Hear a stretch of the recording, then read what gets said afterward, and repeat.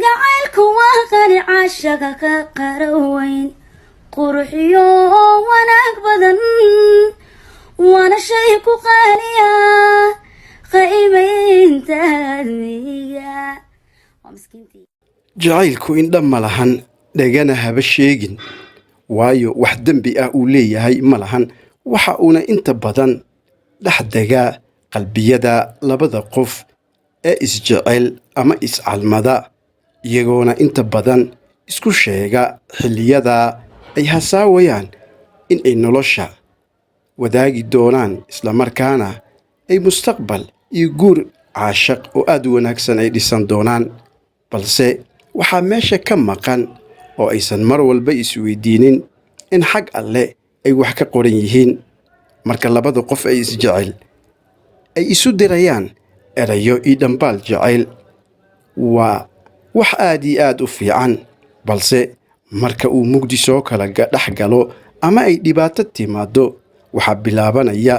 midba meel inuu ku murugoodo isla markaana uu ku ilmeeyo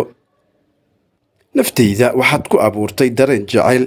oo aan weligay arag mar walbo ka fikirkaaga ayaan la in daranahay iyo sidaan kula kulmi lahaa waxaan jeclahay inaan kula kulmo maalin walbo xilli walbo waayo waxaad tahay qofka noloshayda ku dhex beeran oo aan siiyey niyaddayda iyo qalbigayga oo dhan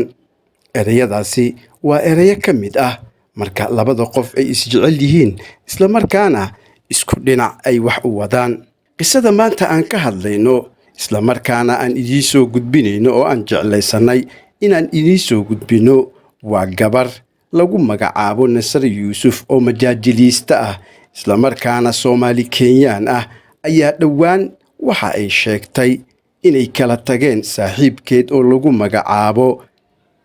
Rashiid Cabdalla wax ka yar hal sano markii ay isguursadeen haddaba dhacdadaasi ama dadka Kenyaanka ee ku nool dalka Kenya ay si aad u hadalhayeen ayaan waxaan idiin soo koobaynaa sheekadaasi nuxurkeeda iyo waxyaabaha ku dhex jira oo inta badan aan la ogeyn haddaba daawade magaciigu waa Cabdishakuur haddii aad ku cusub tahay YouTube-keena ama Facebook-keena waxaan ka codsanaynaa inaad subscribe iyo like noo saarto waad ku mahadsan tahay Nasra ayaa qoraal ay soo dhigtay Instagram-keeda waxa ay ku sheegtay ama dadkeeda kula wadaagtay inay kala tageen saaxiibkeed agaasima Rashiid waxa ayna sheegtay isla markaana ay ku soo bandhigtay qoraalkeeda in ninkeedii hore ay u rajaynayso wanaag oo dhan iyadoona intaasi ku dartay inuu u qalmo inuu faraxsanaado oo uu la joogo qof aad u wanaagsan waxaan ahay doob qof kasta oo i yaqaana uu og yahay inaan u dagaalamay xiriirkaasi waxaa iga lumay xiriirka qoyskayga sababtoo ah waxaan waayay naftayda iyo xirfadayda waxaan heli jiray mar walba oo aan la joogo ninkayga dhaleeceen joogto ah oo ka timaada bulshada sababtoo ah waxa ay doonayeen mar walba oo ay ka shaqaynayeen inuu mar walba xiriirkeena burburo balse taasi hadda way dhacday waxaan soo maray dhacdooyin iyo arrimo murugo badan haddii ay garabkayga ahaan lahayn hooyaday walaashay iyo asxaabteeda halka aan maanta joogo xitaa waa ka sii quusan lahaa marka waad ku mahadsan tihiin inaad ila socotaan bartamihii sanadkan ayay ahayd markii Nasro iyo saygeeda ay soo bandhigeen sawir muujinaya inay filayaan ilmahoodii ugu horreeyay iyadoo Nasro ay gacanta ku haysay qalabka ay haweenku isticmaalaan ama ay u isticmaalaan inay uurka iskaga baaraan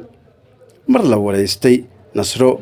furiinkeeda kadib ayay ka dhawaajisay hadal dad badan ka nixiyay kaasoo ahaa inaysan la hadlin aabaheed ku dhawaad 2 sano ninkeeda dartiis waxa intaasi raacisay in aabaheed markii hore uu ka soo horjeeday xiriirkooda balse iyada ay ku adkaysatay oo ay guursatay Rashiid sababtaas aaweedna aysan la hadlin ku dhawaad 2 sano aabaheed oo aysan la samaynin wax xiriir ah inta uu waraysigu socday ayaa Nasra waxa la weydiiyay in ay hadda wada hadlaan kala taga kadib aabaheed waxa ayna sheegtay inaysan weli ku dhiiran oo aysan ku wajihin aabaheed inay la hadasho waayo waxa ay sheegtay inay ka baqayso aabaheed inuu diido ama uu isku dayo inuusan rabin inuu la kulmo. qisada Nasra ayaa waxaa si aada u hadalhayay warbaahinta Kenya iyo dadka Kenyaanka ah iyadoona la arkayay qaybaha kala duwan ee social media iyaga oo dadka ku falanqeynaya.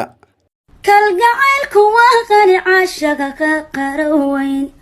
qurxiyo wanaag badan waana shay ku qaaliya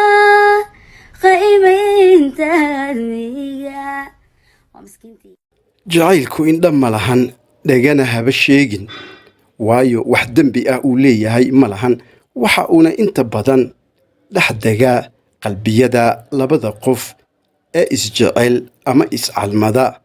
iyagoona inta badan isku sheega xilliyada ay hasaawayaan in ay nolosha wadaagi doonaan islamarkaana ay mustaqbal iyo guur caashaq oo aad u wanaagsan ay dhisan doonaan. balse waxaa meesha ka maqan oo aysan mar walba isweydiinin in xag alle ay wax ka qoran yihiin. marka labada qof ay isjecel ay isu dirayaan erayo iyo dhambaal jacayl waa wax aad iyo aad u fiican, balse marka uu mugdi soo kala dhex galo ama ay dhibaato timaado waxaa bilaabanaya midba meel inuu ku murugoodo islamarkaana uu ku ilmeeyo. naftayda waxaad ku abuurtay dareen jacayl oo aan weligay arag. mar walbo ka fikirkaaga ayaan la in daranahay iyo sidaan kula kulmi lahaa. waxaan jeclahay inaan kula kulmo maalin walbo xilli walbo waayo waxaad tahay qofka noloshayda ku dhex beeran oo aan siiyey niyaddayda iyo qalbigayga oo dhan. ereyadaasi waa ereyo ka mid ah marka labada qof ay isjecel yihiin islamarkaana isku dhinac ay wax u wadaan. qisada maanta aan ka hadlayno islamarkaana aan idiin soo gudbinayno oo aan jeclaysanay inaan idiin soo gudbino waa gabar lagu magacaabo Nasra Yuusuf oo majaajiliista ah islamarkaana Soomaali Kenyaan ah ayaa dhowaan waxa ay sheegtay inay kala tageen saaxiibkeed oo lagu magacaabo Rashiid Cabdalla wax ka yar hal sano markii ay isguursadeen.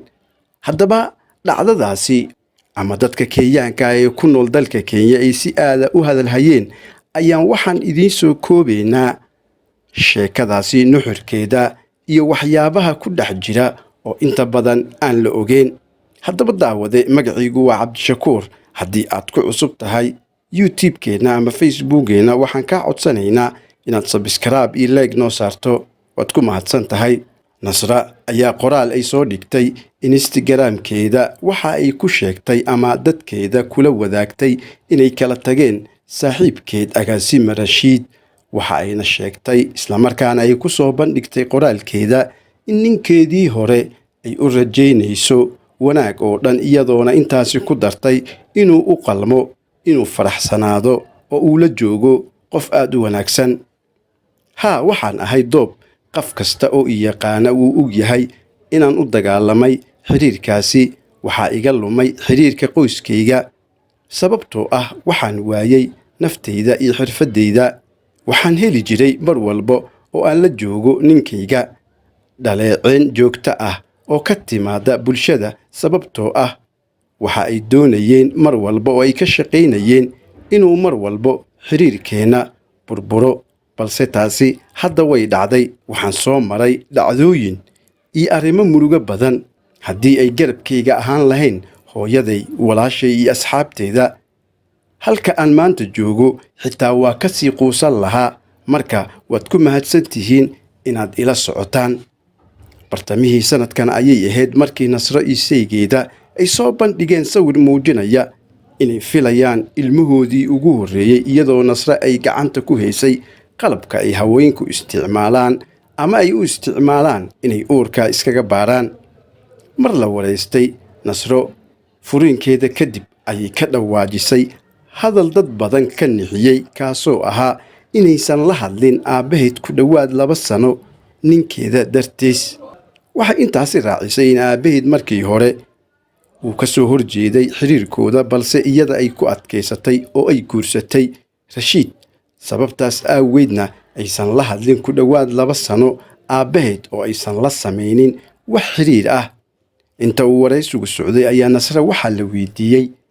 in ay hadda wada hadlaan kala tagga kadib. Aabbaheed waxayna sheegtay inaysan weli ku dhiiran oo aysan ku wajihin aabbaheed inay la hadasho, waayo waxa ay sheegtay inay ka baqayso aabbaheed